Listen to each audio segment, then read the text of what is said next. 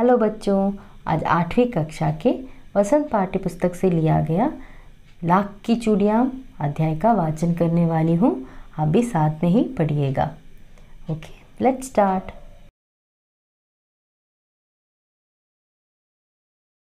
लाख की चूड़ियाँ। सारे गांव में बदलू मुझे सबसे अच्छा आदमी लगता था, क्योंकि वह मुझे सुंदर सुंदर लाख की गोलियां बनाकर देता था। मुझे अपने मामा के गांव जाने का सबसे बड़ा चाव यही था कि जब मैं वहां से लौटता था तो मेरे पास ढेर सारी गोलियां होती, रंग बिरंगी गोलियां जो किसी भी बच्चे का मन मोह ले।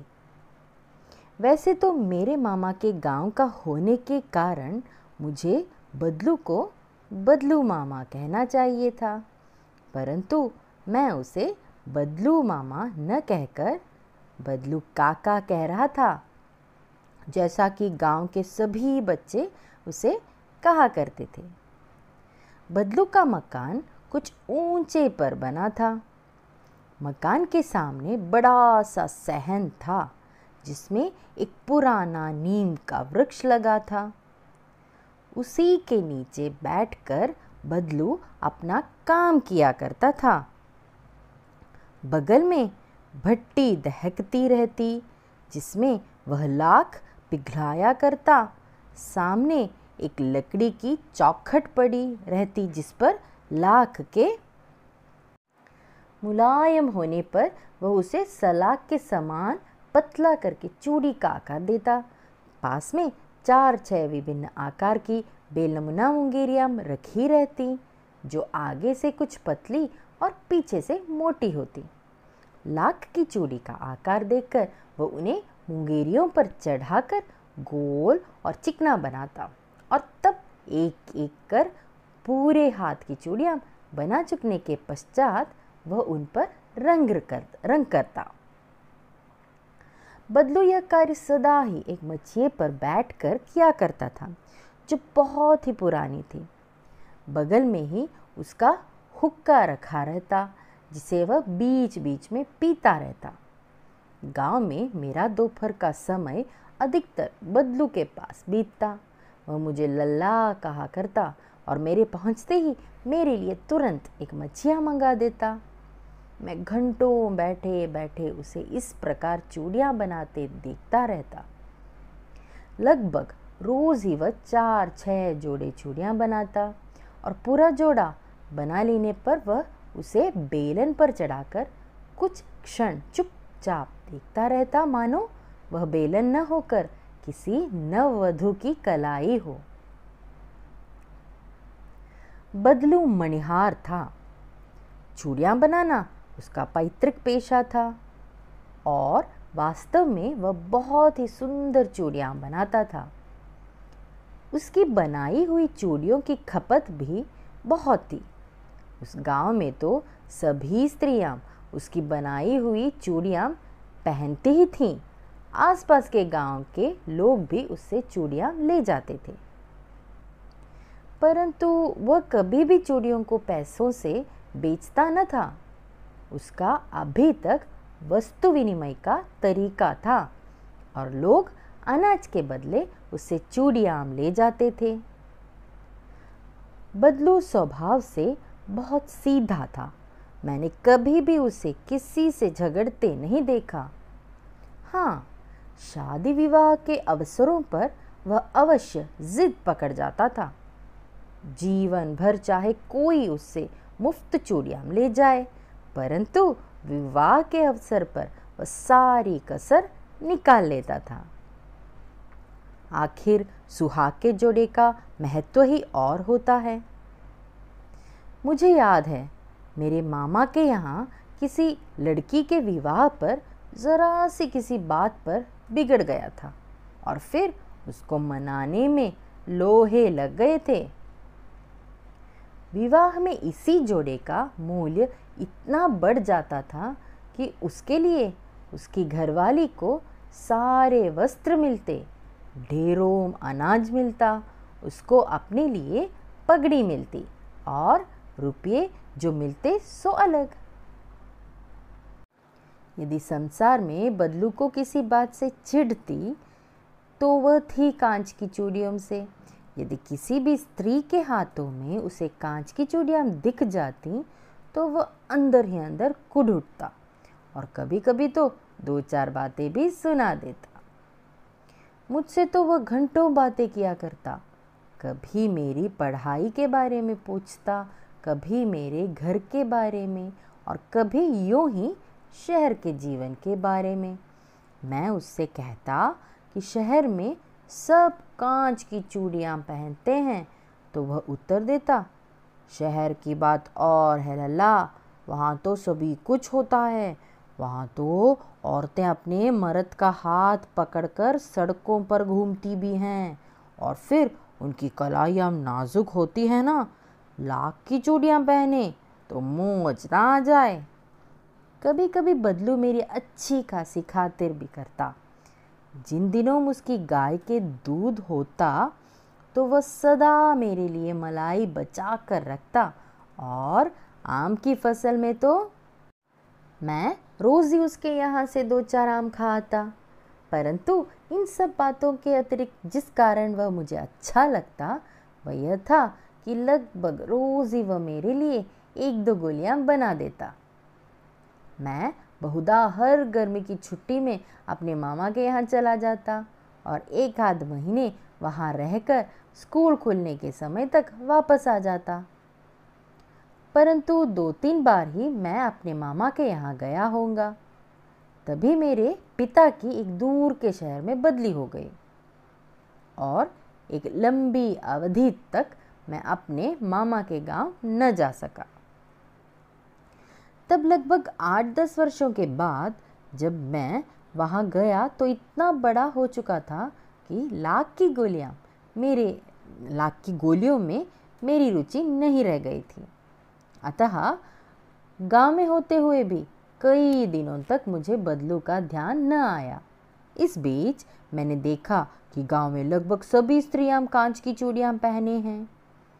विरले ही हाथों में मैंने लाख की चूड़ियां देखी।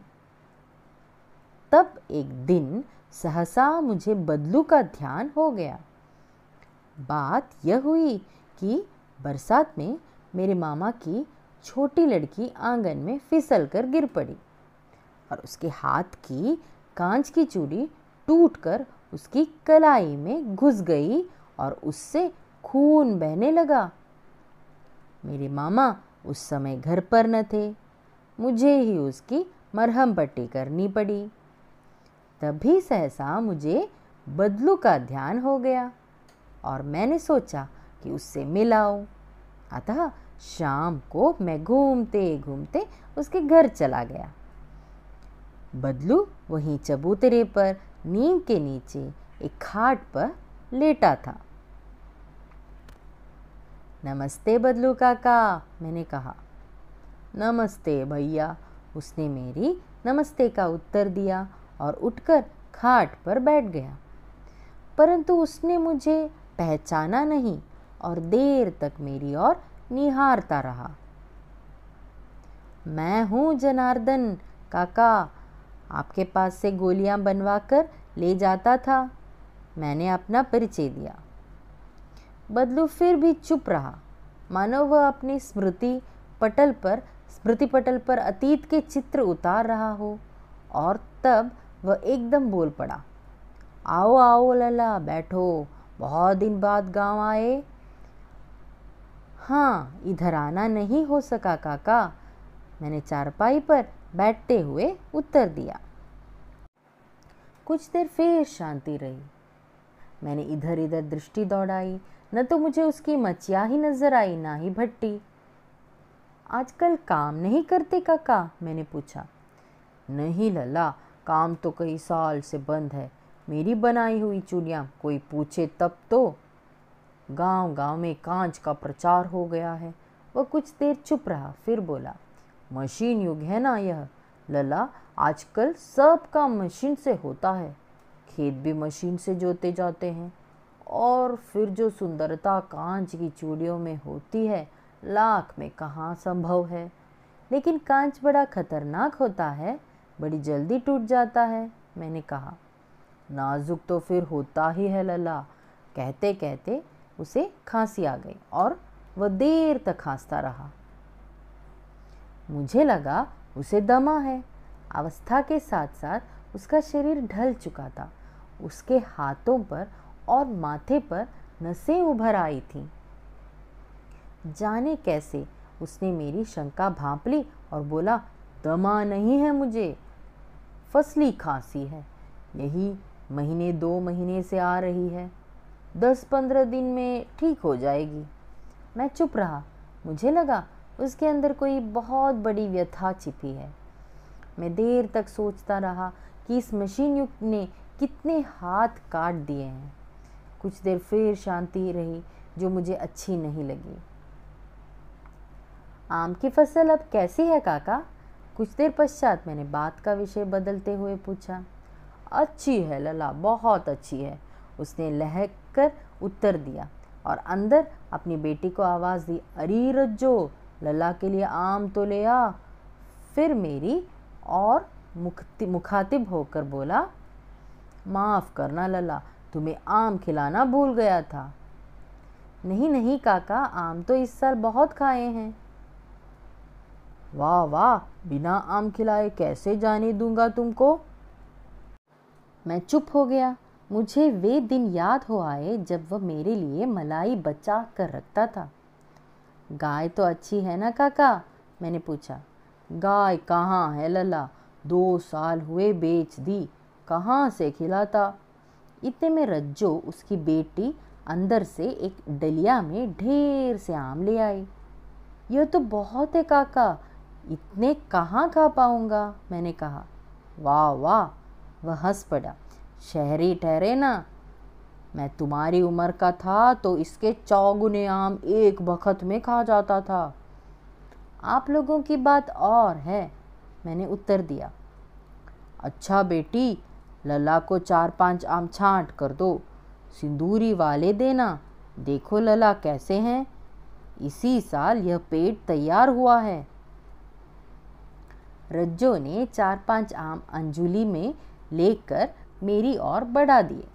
आम लेने के लिए मैंने हाथ बढ़ाया तो मेरी निगाह एक क्षण के लिए उसके हाथों पर ठिठक गई। गोरी गोरी कलाइयों पर लाख की चूड़ियाँ बहुत ही फब रही थीं। बदलू ने मेरी दृष्टि देख ली और बोल पड़ा, यही आखिरी जोड़ा बनाया था जमींदार साहब की बेटी के विवाह पर। 10 आने पैसे मुझको दे रहे थे, मैंने जोड़ा नहीं दिया, कहा शहर से ले आओ। मैंने आम ले लिए और खाकर थोड़ी देर पश्चात चला आया। मुझे प्रसन्नता हुई कि बदलू ने हार कर भी हार नहीं मानी थी।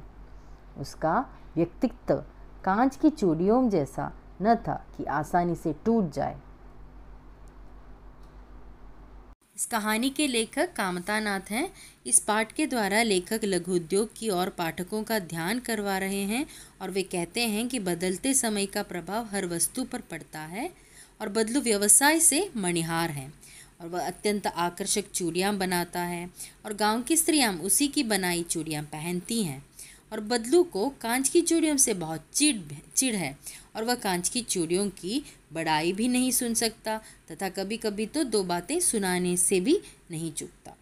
और शहर और गांव की औरतों की तुलना करते हुए वह कहता है कि शहर की औरतों की कलाई बहुत नाजुक होती है, इसलिए वह लाख की चूड़ियाँ नहीं पहनती हैं। और लेखक अक्सर गांव जाता है तो बदलू काका से ज़रूर मिलता है और क्योंकि वह उसे लाख की गोलियां बनाकर देता है, परंतु अपने पिताजी की बदली हो जाने की वजह से इस बार वह काफ़ी दिनों बाद गांव आते हैं और वह वहां औरतों को कुछ कांच की चूड़ियां पहने देखता है तो उसे लाख की चूड़ियों की याद आती है और वह बदलू से मिलने उसके घर जाता है। बातचीत के दौरान बदलू उसे बताता है कि लाख की चूड़ियों का व्यवसाय मशीनी युग आने के कारण बंद हो गया है और कांच की चूड़ियों का प्रचलन बढ़ गया है। इस पाठ के द्वारा लेखक ने बदलू के स्वभाव, उसके सीधेपन और विनम्रता को दर्शाया है। मशीनी युग से आए परिवर्तन से लघु उद्योग की हानि हानि पर प्रकाश डाला है। और अंत में लेखक यह भी मानता है कि कांच की चूड़ियों के आने से व्यवसाय में बहुत हानि हुई है, और किंतु बदलू का व्यक्तित्व कांच की चूड़ियों की तरह नाजुक नहीं था जो सरलता से टूट जाए।